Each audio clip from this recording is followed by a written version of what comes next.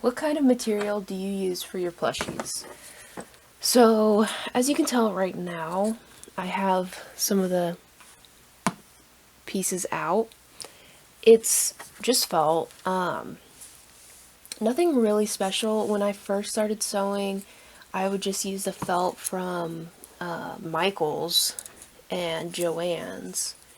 And then the quality of it isn't great there though. And so when I had more money and I started making more money off of plushies, I started buying my felt online. And I feel like that improved just the look of it by a lot. So I totally recommend buying your felt online. And the store that I use is an Etsy store called Over the River Felt, I believe. My dog is playing with my cat in the other room. If you hear squeaking, that's why. But yeah, I've been using them for a while, and their deals are like pretty good. Like, I haven't really had a problem with switching. It hasn't been super costly to do, and for the quality that I'm getting, it's totally worth it. I also don't have a microphone, so I'm sorry if the audio is super weird. So the next question is, what are some tips you would give to someone trying to make / sell their crafts? Well, the biggest thing is making a platform for yourself and posting and trying to gain a following. That really just is going to increase your sales no matter what. For Instagram, I don't use any other platform other than Instagram, really. Like, I post to Facebook and YouTube, obviously, but that is not where my following is.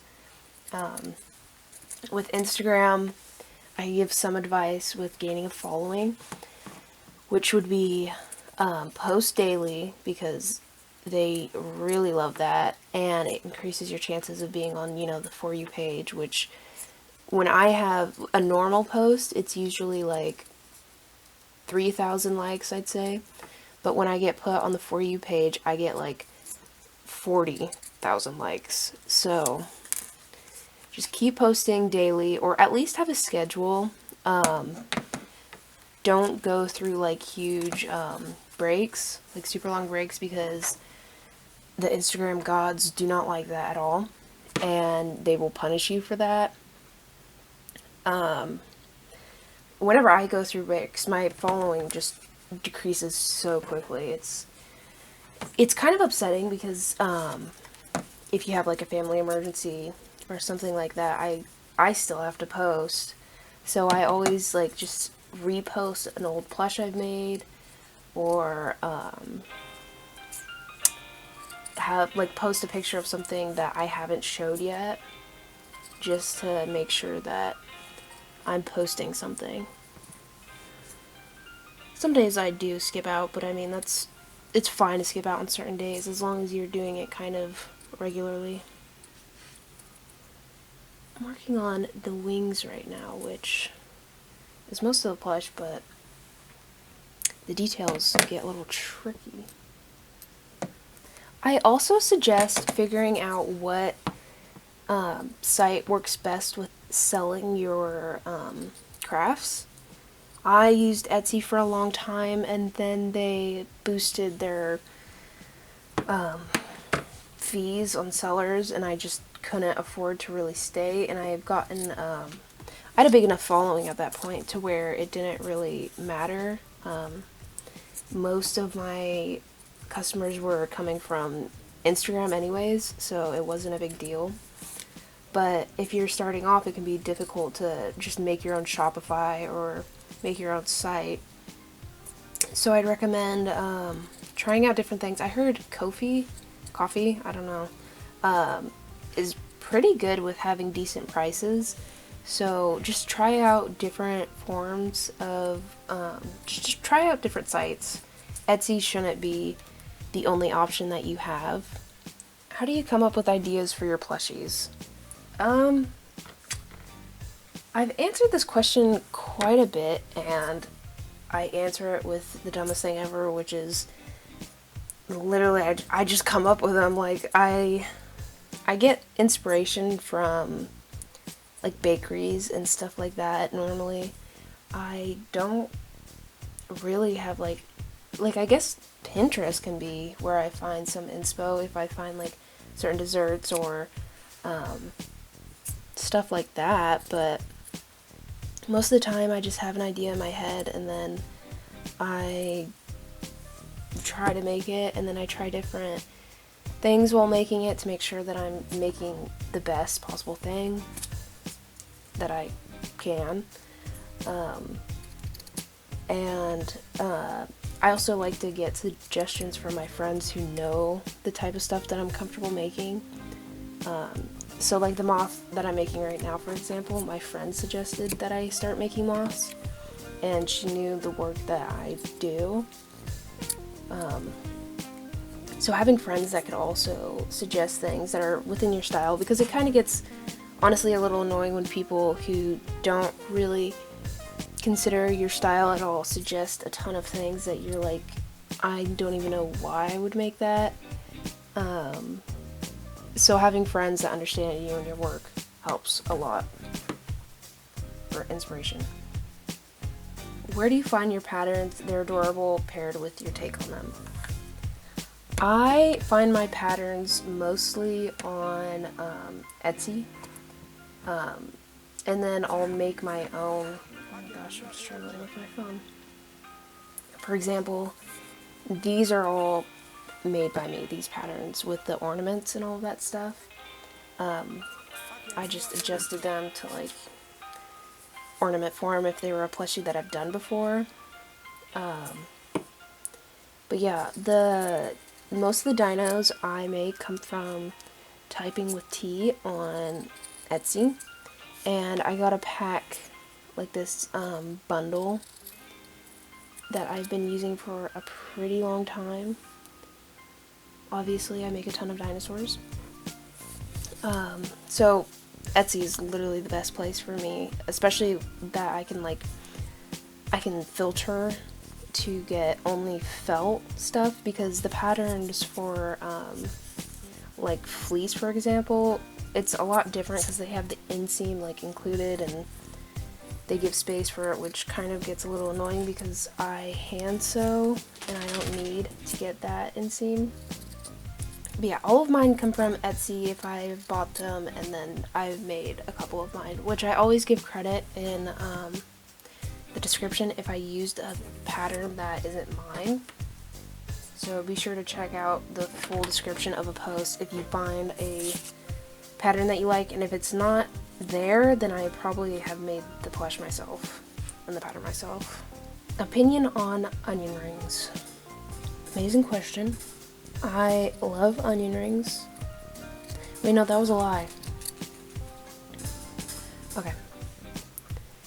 I have a bad opinion. I have a hot take. I don't love onion rings. I'm sorry. I feel like there's better forms of like deep fried stuff. Like fried pickles, which people hate, but I'm a big fan of that. I do love Funyuns though, which aren't fried onions, but close enough, I guess. So this is a little messy at first, but I'm just laying everything out so it's easier for me. Okay, what was the hardest critter to make? It's not necessarily like the pattern gets difficult, it's more so what I do with the pattern that can make it extremely difficult. Nails are the hardest for me to do. Specifically, the sushi roll snail I made. It was hard to get the roll in the middle and make it like still like a roll, if that made any sense. Like all of the ingredients in the middle. But I mean, every pattern can be difficult depending on what I do with it, and sometimes it just doesn't turn out like the way I expected, which can be very disappointing, but it happens and I learn from it. and I try to make changes to it and salvage it. When did you start to like sewing so much? Well, I guess senior year of high school, or maybe junior year, I just started sewing a lot more. I always have been sewing since I was 12, but I really started to like take it up a notch then. And by close to the end of senior year, I made my Etsy shop. And I wasn't doing bad, but I mean, I didn't have like, I would sell a plushie maybe like every other week, and it would be like $25 for a plush, so I wasn't doing super great. But yeah, that's when I started sewing, and then when I actually was able to start sewing for like an income, but I started to sew a lot more when I was able to make money off of it, because obviously I didn't have to really put my focus in anything else since what I was doing made a profit. And that's when I really started to improve and enjoy sewing a lot, because I wasn't getting disappointed if something didn't sew, and it was easier to have fun with. Will you be doing custom orders?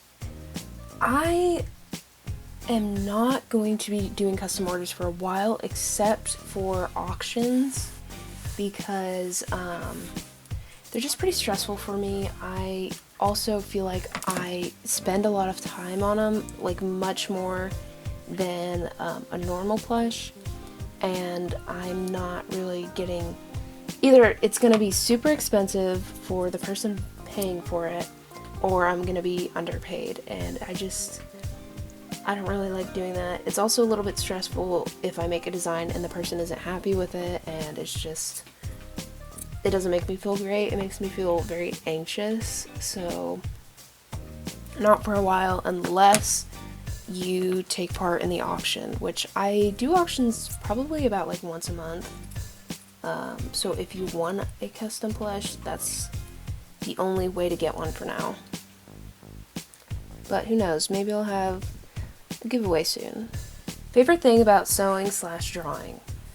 My favorite thing about sewing has probably got to be the outcome, and getting to take pictures of what I made. I just feel so happy with myself, and I feel proud of what I made, and seeing people comment on it and also agree that it turned out good is very rewarding for me. I like being praised. But I also I like lighting a candle and then just sewing. Like, it's super relaxing for me. Oh, that was wonky. But it can be super relaxing to sew if I don't have if I don't feel like I need to make a certain thing in an amount of time, and it's not like, it doesn't really feel like work anymore, and it feels more so like a hobby again. Which I guess it's always going to be like a hobby, but making money off of it is different than just making it for myself. Now I'm actually getting into sewing. Obviously, I am not even close to being done with this moth, and I'm already on the last question, so if you want to see the finished product, just go to my Instagram. It should be posted in a day or so from when this is posted.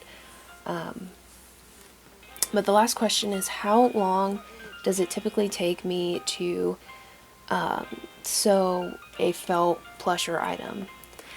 I get that question quite a bit, and it's kind of a difficult one to answer because it completely depends on which plush you're talking about.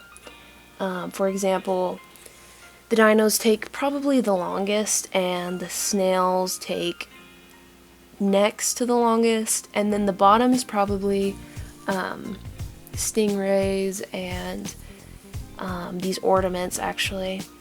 But in general, they're priced depending on how long they take me. So the dynos normally take me about 3 hours, give or take, sometimes longer if I'm trying out a new pattern or a new design that I've never tried before, and then it can take a shorter amount of time if I'm just recreating a plush that I've done before. So it really depends on what plush you're talking about, and it can take people a lot longer, and it can also take people not as long. It really just depends on the rhythm and the speed that you're comfortable going at. Okay, so like I said, if you want to see the finished moth, just head over to my Instagram. It should be posted in a day or so. But thank you so much for watching, and if you commented a question for me to answer, I also appreciate it so much, and I'm really glad that you guys want to know more about what I make and just how I make it, and you want tips and tricks. I really appreciate it. If you have any suggestions for what I should do next, just leave a comment and I'll get to it.